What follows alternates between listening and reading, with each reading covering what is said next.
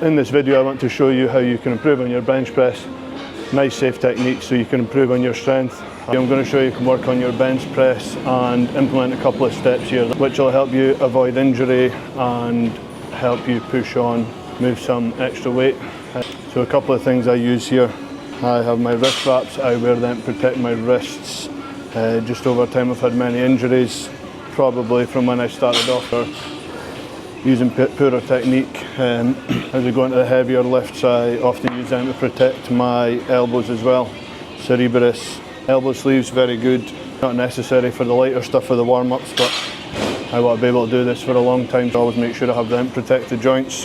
One of the things when setting up, I want to be pushing through here, which goes right down directly through the bone. One of the things I've done wrong in the past is allowing the weight to move onto my fingers, so you can see there.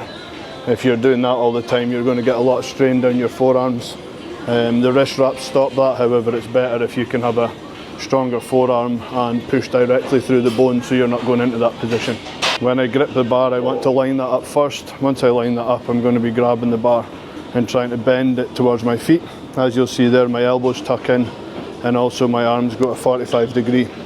When they're in a 45 degree, it's a much stronger position for pressing, less chance of injury and much less strain going out. A lot less tension on your rotator cuffs, which is leaving you high potential for injury.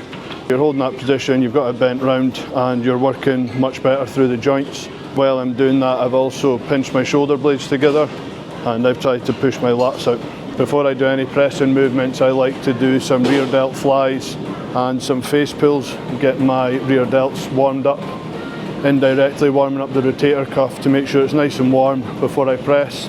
And I like to do some little side delt raises as well, which also gets the mid delts pumped up.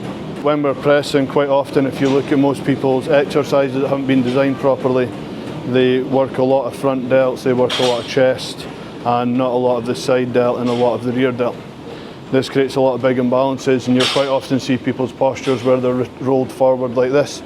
That is often from imbalanced workouts. You really want your posture to be up and your shoulders sitting directly in the middle of the rotator cuff where they should be.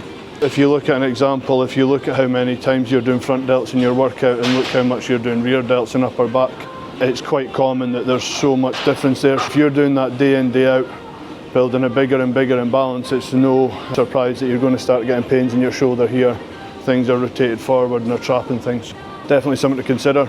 Another thing I'm going to show here as well, so you want to be pushing through your legs. For some people that's a nice narrow stance, and some people like to push through their toes. Over time I've realised actually I prefer to push through my heels, it's a much stronger base, and other people like a nice wide stance or anywhere in between. For me there's no right or wrong, everyone has different body shapes. I have a back injury which is it's never going to improve, and I do find trying to hold a powerlifting position where I'm arched in a really strong arch, and I have my feet pulled back as well to create that arch, and also quite often people are doing that to minimise the range of motion when they're pressing and powerlifting. I prefer hypertrophy training. I do enjoy the powerlifting, so I don't need to be in that position, but I can't hold that position anyway because my back wants to kick my legs out because of the injuries. When setting up here, I like to make sure both arms are equal widths apart, and I'll set that up first, and then I like to go back past the bar, get my feet into position and then pull myself forward, put a slight arch in my back, always making sure my glutes are nice and tight and on the bench, and also that my shoulder blades are on the bench as well. I bring my body position back so my eyes are just in line with the bar, and I'm getting ready just to lift it off. I'll show you this here. I also want to make sure it's a nice stable lift so you're not rocking throughout the movement. Travel back behind the bar, put my feet in position, got my hands even distance apart, shoulder blades together, and I push forward. That's my eyes just behind the bar now. I'm pushing through the bone, you can see there it's not bending back. My fingers grip the bar and I twist in.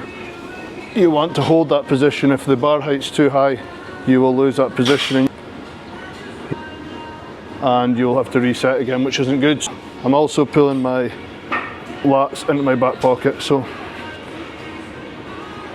holding that position now, popping it out, keep your bum down, and nice and slowly aim for my nipples and pushing through my feet squeeze up and you should see your chest raised too. So you'll see there, if I want to press like that, you're going to put yourself in a really awkward position. That's not even, and also if you're rocking back and forward, it makes it much harder. And you'll see here as well why I always use the safety bars.